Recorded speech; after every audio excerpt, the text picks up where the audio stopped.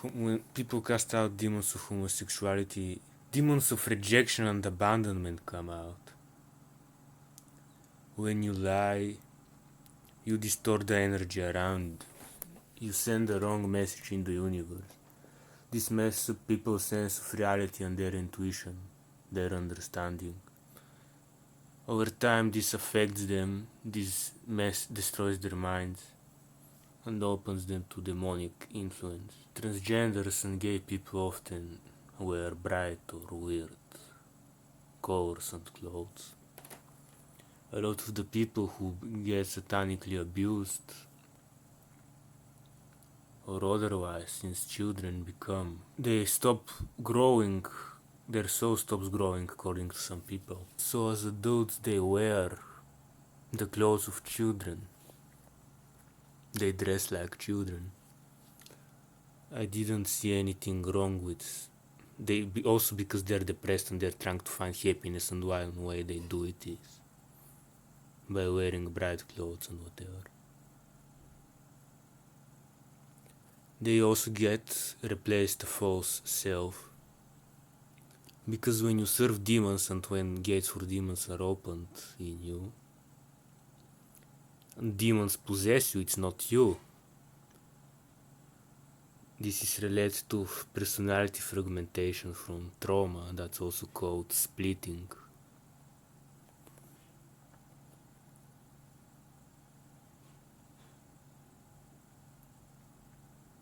Anger, isolation, addiction.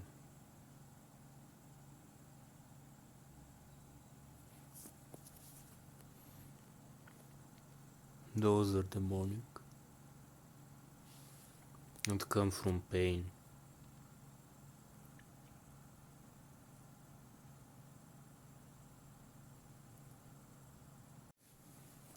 Spelling out Jesus' name closes down portals and demonic gates. People open portals, demonic portals, with magic. You can pray to Jesus to close them. Spelling is when you spell his name, you use him as magic. People have healed from demonic possession through Jesus. Jesus died bearing everybody's sin and pain for everyone, so that you can be saved through him. I personally didn't have any problems with homosexuality and didn't understand why other people did. Turns out also most of the people who have spoken against it are homosexual themselves, and they claim they were demonically possessed. Of course, in my experience now, most people are bisexual, so I don't know, but I feel like it's right this time.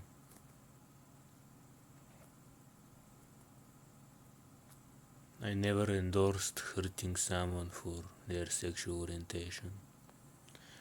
Maybe there isn't even a thing like sexual orientation, but when you get told that you have a sexual orientation, you can think of it as something that is part of you, that is stuck in you, that is your identity, that you have a sexual orientation like you have a certain arm. Like your arm is different from everybody else's arms, now you're just homosexual and that's just who you are. Or a part of you. That's apparently not true. As a kid I was bored and I had nothing to do. And this goes on too long, you start falling into things. You're not supposed to be frustrated endlessly with your life and have nothing meaningful to do.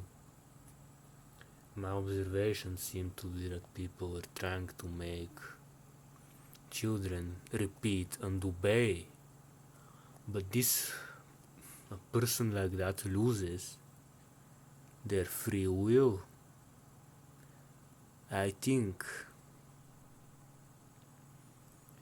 You tell someone that I felt like I was losing myself, and I didn't understand how someone who can only repeat and do what others tell them has a soul.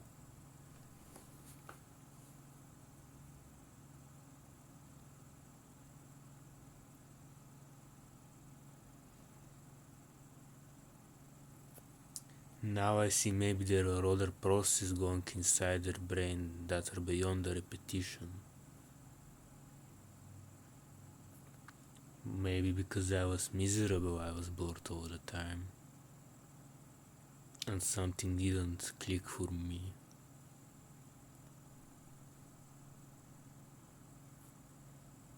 I just wonder what it would be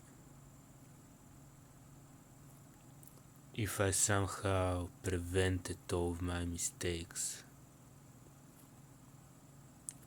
In the spiritual and Jesus sense, since sins keep us away, right? But I also often thought to save, to help someone, you need to understand them, and to understand them you may need to go through what they have went through. Who thoughts on anything that doesn't glorify God, hold you back from achieving what you need to, from serving God and serving others. Apparently, in the Bible there was a story about someone who gave in to his lust and kept giving, that he lost all his power, went blind, and ended up in jail.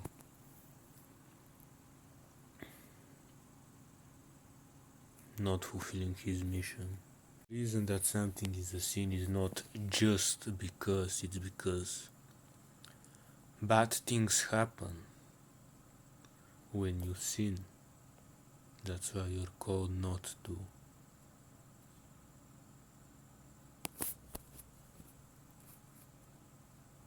In the real world, that have consequences that hurt other people.